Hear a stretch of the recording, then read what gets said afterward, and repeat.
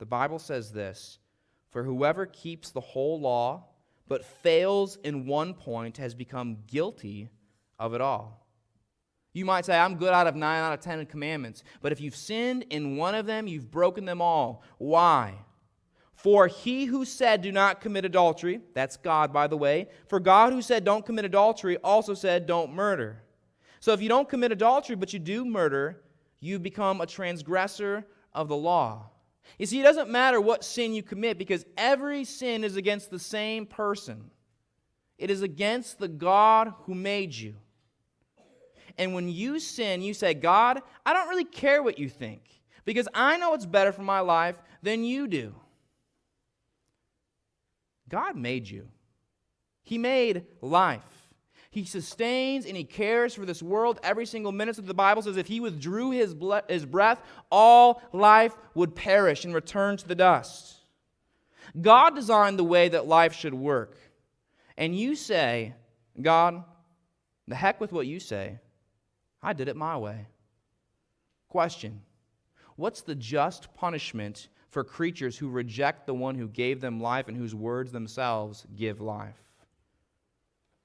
Imagine with me, you gave birth to a child, and this child was born in a vegetative state. The doctors and everyone else around you said, "This is too much work. You shouldn't care for this child." But you said, "No, I'm going to keep him alive."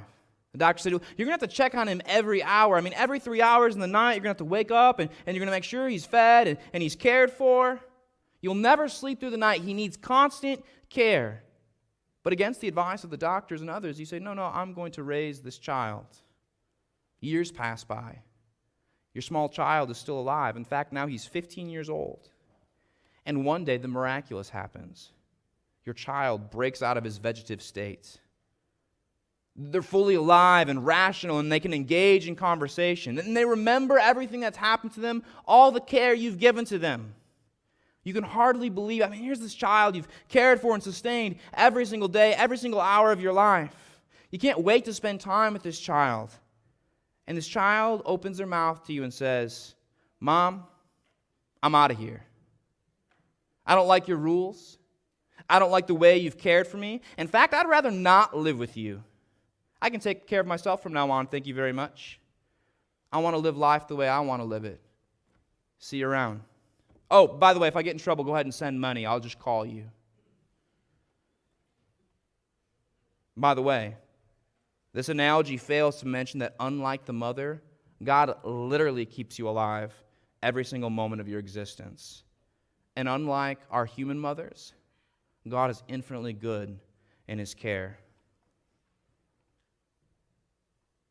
People say don't take God too seriously. Don't get too serious about religion. Don't take hell too seriously. But listen to me, what will you do on the day of judgment?